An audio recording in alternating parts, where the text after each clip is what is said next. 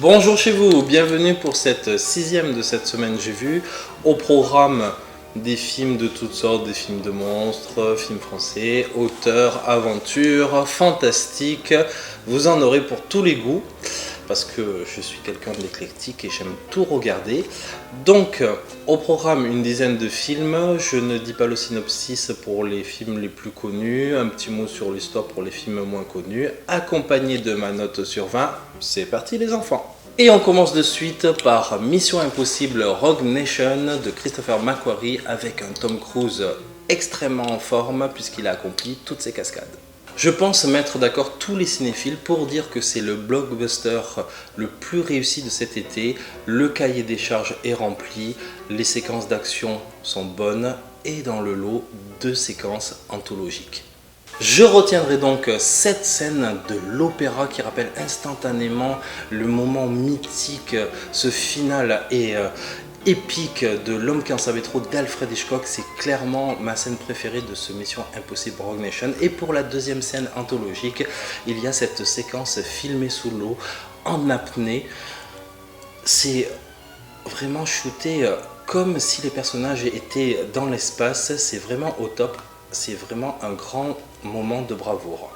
L'action est là, l'humour aussi, grâce au personnage et à l'acteur Simon Pegg. Ne parlons pas du glamour et du sex appeal et de la sublimissime Rebecca Ferguson à faire tomber la mâchoire de tous les pervers, y compris votre serviteur.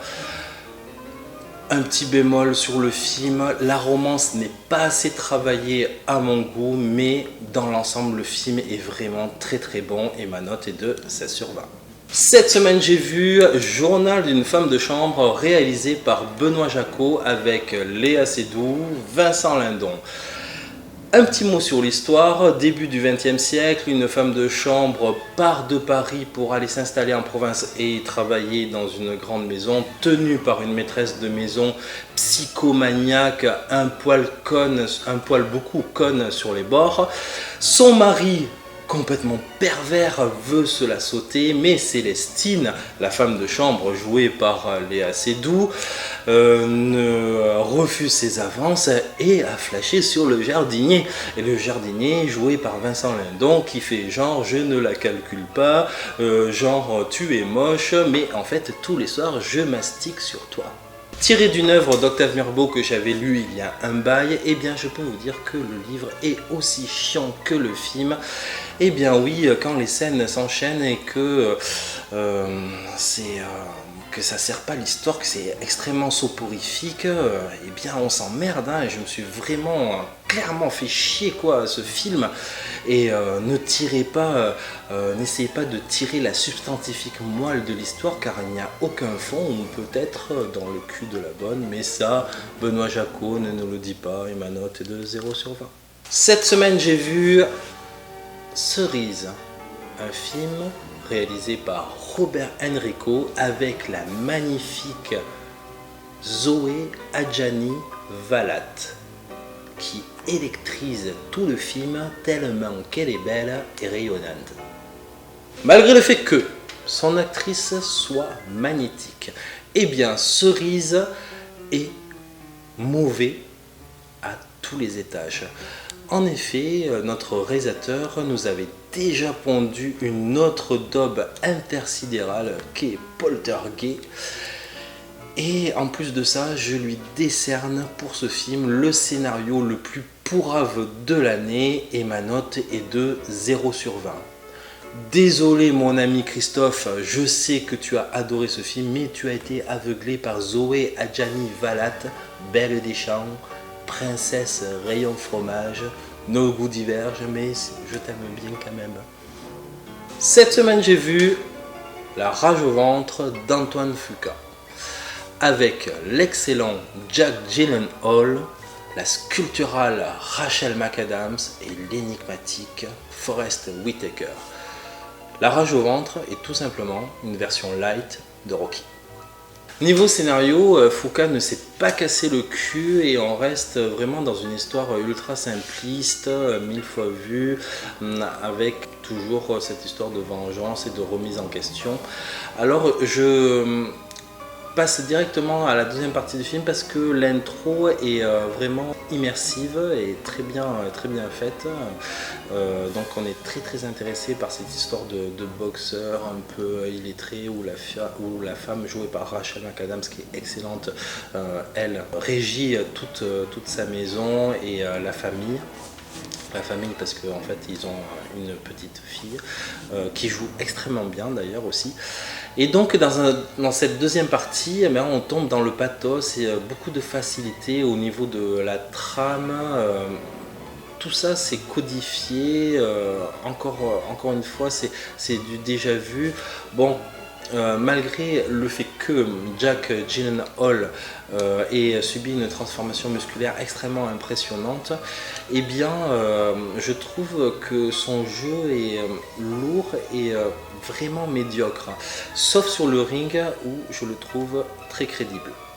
Comme à son habitude, Fuka a une mise en scène extrêmement nerveuse, mais le problème dans ce film-là, parce qu'il a déjà fait des films qui étaient meilleurs que celui-ci, eh bien, elle n'est pas inventive. Et toutes les scènes s'emboîtent maladroitement.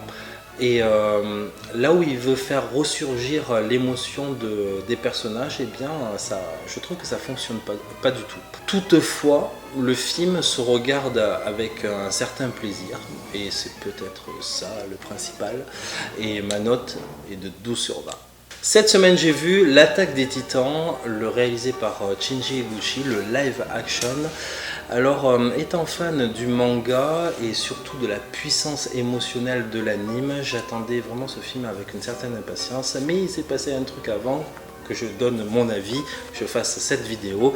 J'ai vu la vidéo du chef Otaku, le critique, le youtubeur chef Otaku.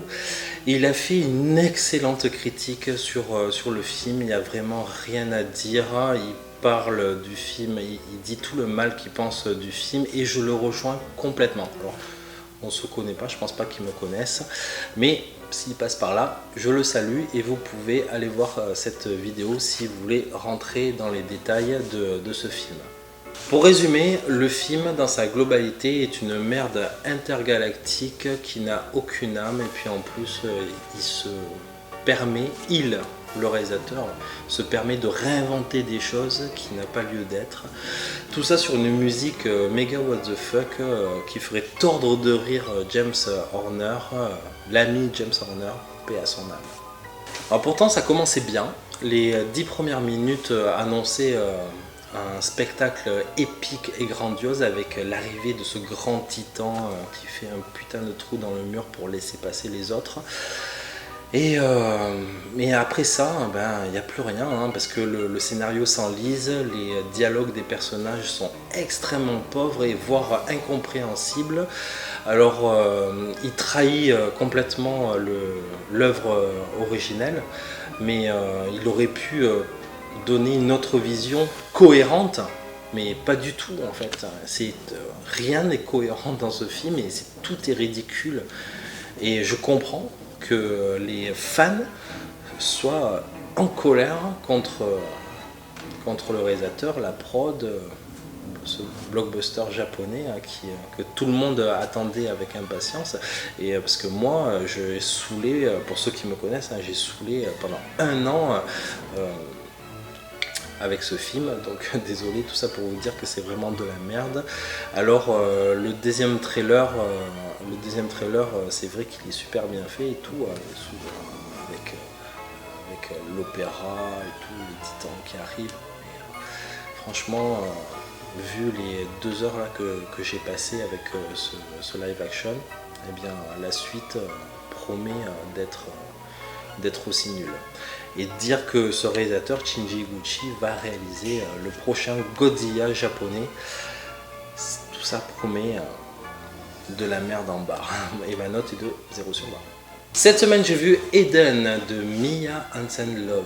J'adore le nom de cette réalisatrice, Mia Hansen-Løve. Ça sonne comme une actrice de film de cul. Bref, je m'égare. Le film est censé montrer l'effervescence de la musique électronique des années 90, de la French Touch, en gros.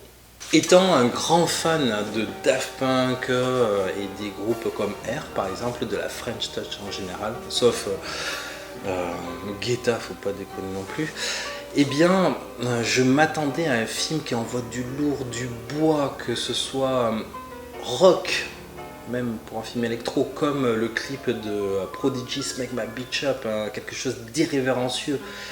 Eh bien c'est franchement tout le contraire que j'ai reçu au visage. Mia Hansen-Løve, j'adore ce nom, Mia Hansen-Løve, est une jeune réalisatrice qui fait du cinéma, mais vraiment pas pour moi, très MLC, traduction, mou, long et chiant.